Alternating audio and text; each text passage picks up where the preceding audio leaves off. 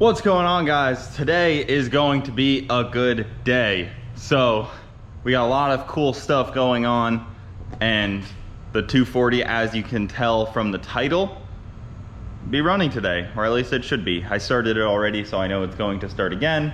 At least that's how things are supposed to work. They don't always work that way for me, but we're gonna start it today. That's the gist of it. So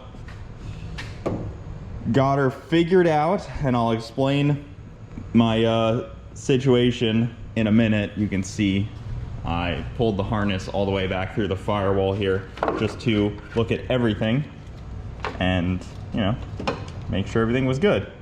I have to change up one wire before I start it again because last time I started it, we ran into a slight issue. As in I mean definitely just me. But before that, I have some stuff to do to the Camaro. So you guys know I've been plagued by an idle set screw on this throttle body for basically my entire career of owning this car. The idle set screw just wants to back out no matter what. It just doesn't want to work. Let's get the flashlight going here. Plug this guy into charge. There we go. So let me just explain what I'm working with here. So the idle set screw is this lower one down here. You can actually, I can feel it's loose. It's this lower one right here, and then it has an upper one for a throttle stop so that you don't stretch your cable if you need to do something like that.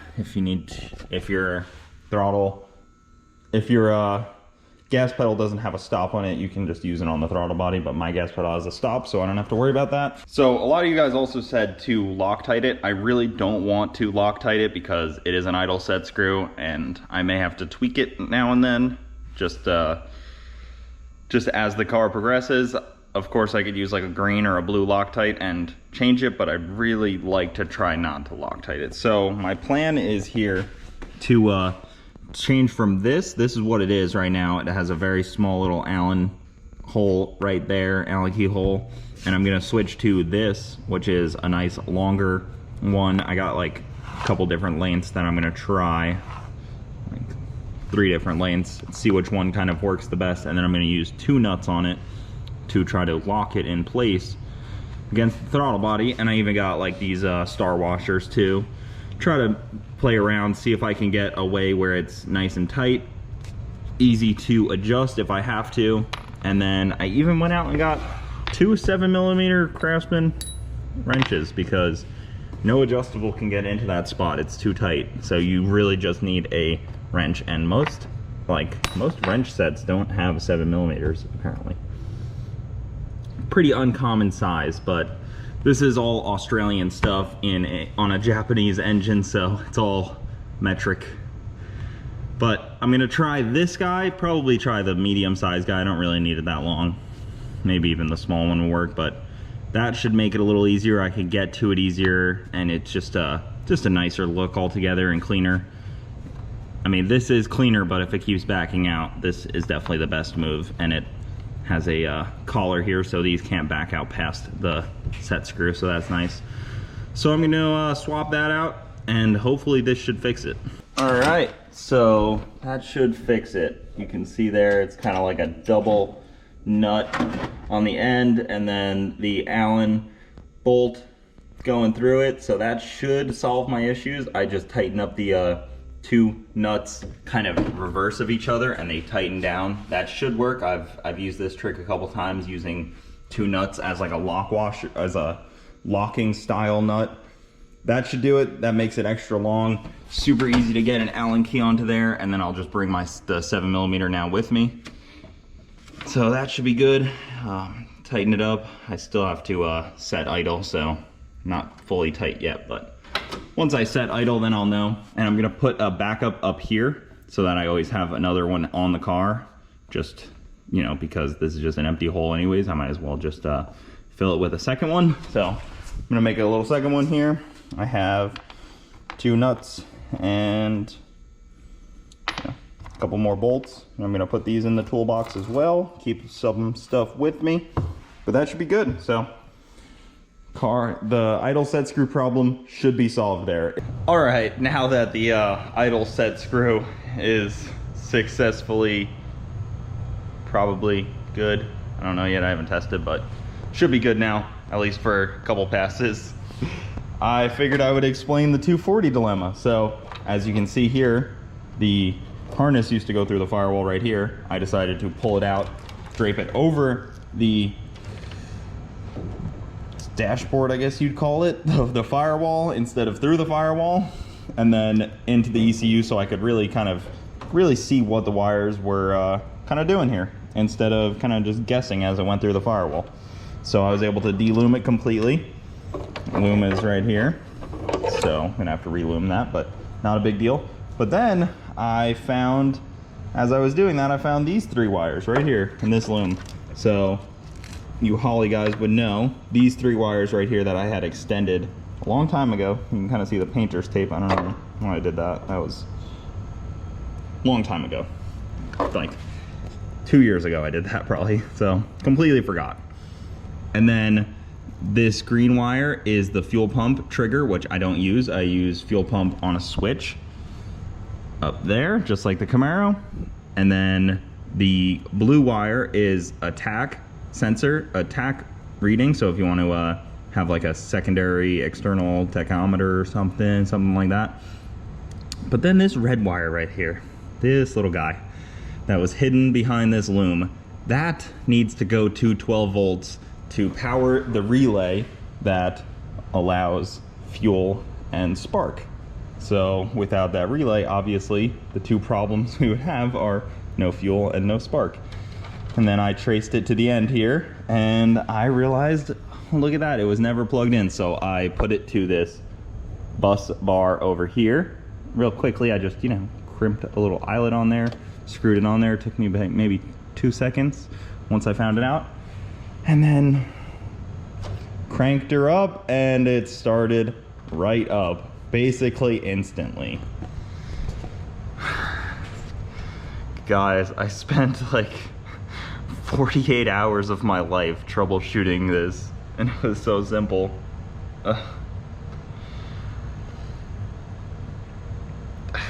I don't even know what to say. I'm just mad at myself, disappointed, and happy all at once, because that means that I don't need a new harness. That means that I don't need to undo all of this and put a whole new harness in. That means that the car runs and everything was healthy. I wasn't filming all of this because I just came out here and I was just tinkering, trying to figure it out. Talked to a couple people that had a couple ideas, and their ideas were not exactly what the answer was, but they pointed me in the right direction. And then I just sat there and I looked at the wiring schematics and the diagram of all the wiring for like an hour, just sitting there looking at it until it finally hit me. But that sucks because it could have been running longer ago. But I'm not gonna beat myself up about that because I can't change yesterday, I can only change tomorrow. So I'm gonna relume this, send it back through the firewall, clean up the wiring, and then start it up again. One thing that I did notice that was very exciting when I started it, the alternator wasn't on switched power. So if you guys know what that means that you basically couldn't turn the car off. I turned the fuel pump off, but it was still running. The car was still running, so I had to actually like unplug the ECU, because the ECU goes directly to battery power like it should, and battery ground. So basically the ECU and the car were kind of running away and just idling, and I was just along for the ride, so I had to actually unplug the ECU. So that was all stuff we did when we were troubleshooting, trying to fix things, like a couple of these things that we changed, but now I'll just have to revert them back to the way they were, tighten up a couple things, and it should be ready to actually like idle and get a good tune on it and all that nonsense and fun stuff, and then you guys will get to hear it in a little bit. I'm gonna fix all this before I start it again. Definitely need to fix the alternator deal, because the alternator comes in right here. And this should be on switched power, but when we were changing stuff, it's not on switched power right now. It just goes directly to battery, even though I do have a main kill switch that I added. This guy, it's pretty nice. I like it right here. Super simple, easy to see. It's one of the few flat spots on this car. Like back here is flat, but like it's got this piece of plastic and it's not a very good flat spot. So just bombed a hole in right here, put it in, and then it all kind of goes back to over here.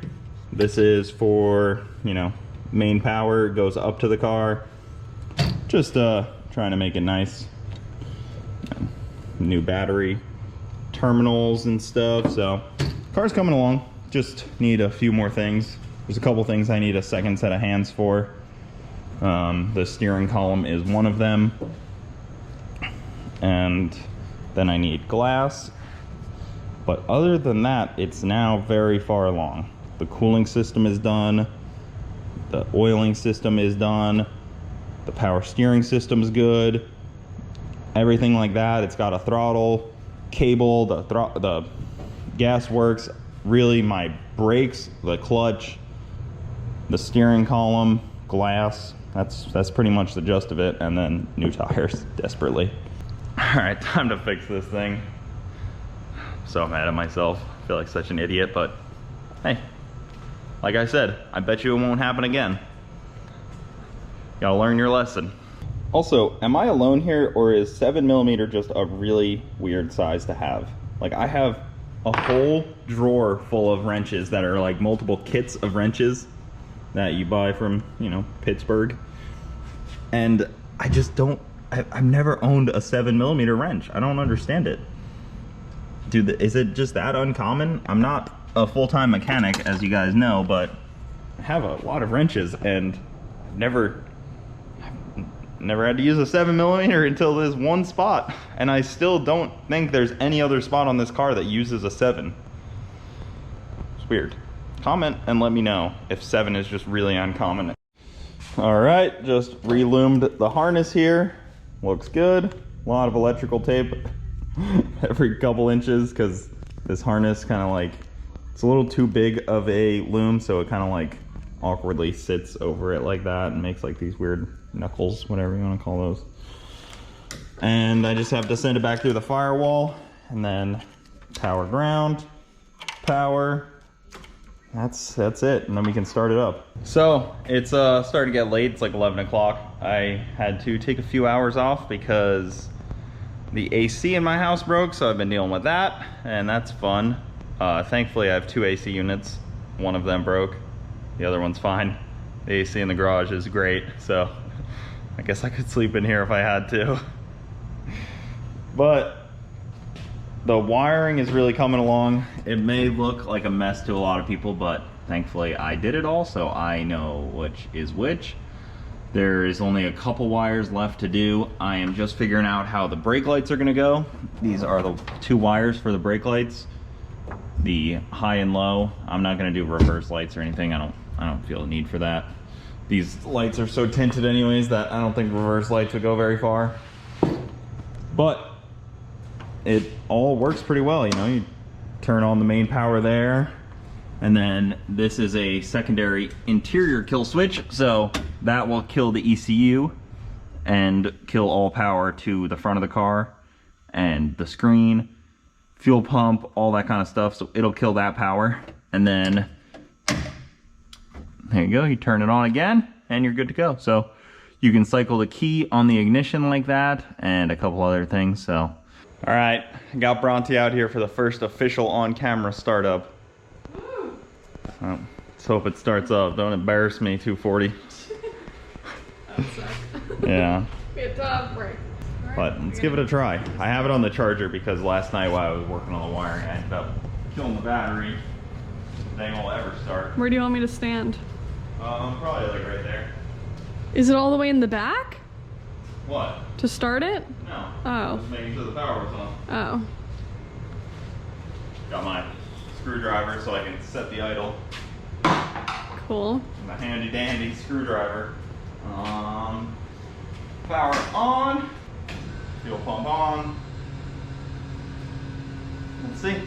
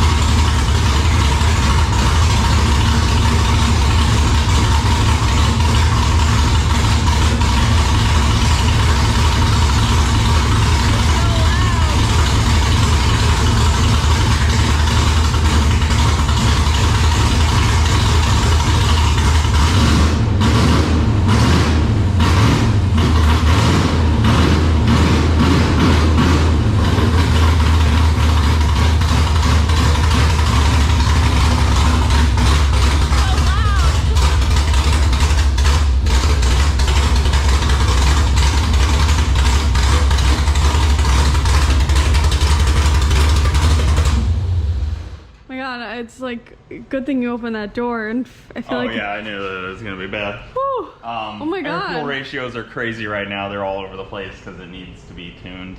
Yeah. And it sounds healthy though. I mean, it was definitely idling all 8. It's crazy how loud this thing is, and it makes like 400 horsepower, and this thing makes like 1300, 14, 1500-ish, and it's so quiet. I know, I was like, is it this loud because we're in here? But I'm like, no, this sounds extra loud. Yeah, it doesn't have an exhaust on it yet. Sounds badass though. She's pretty spicy. Yeah, I'm excited. Start it up. There's a couple things I exciting. still need to do, but I mean, man, it's pretty great. You can see my one issue there was I tried to turn it off, but I had to come to the back to turn it off because the way that I have my alternator wired in is still incorrect. I need to wire the alternator differently because when you turn off the battery, it still stays idling because the alternator is still keeping everything running. So I have to change that wiring. Super dangerous. Gotcha. Yeah. But you need to have access to be able to turn it off up there. in the car, yeah. Yeah. Wait, sure. is this bad to be inhaling this? It's not. I mean, it's like, not that bad. Came out here. Well, she was running a little fat, so we decided to come out here. Get some fresh air. Yeah, I had to open that door, and it's you can just see it like plummeting out, like how smoky it is. Yeah, It just needs a tune, you know. It's just got a startup tune in it, so it's a little rich, and you can hear it that it's so rich. Yeah. But it starts, it runs good, it sounds choppy. Now just time to button it up. Eventually we'll be driving it, not long. We're very close at this point because now it idles great, and I mean, even just there with that super basic startup tune, it just sat there and idled. Just got to button up a couple things, figure out a couple other things, and then I got a couple more hours worth of work, and then it should be on the road. Cool. Once brake lines and steering column are in, and clutch pedal and everything like that, I'll drive it as hoopty as it is still. Yeah, no like windshield, no glass. Yeah, we need to try just driving it around the neighborhood once it can. Yeah, I'll put a full drive exhaust because it's loud. Yeah. It is loud right now. It is really loud. But that'll do it for this video, guys. Super excited it started up. We'll be doing some more with this car in the next few videos, so It's coming. stay tuned. Thanks for watching. Keep it saucy. See you next time.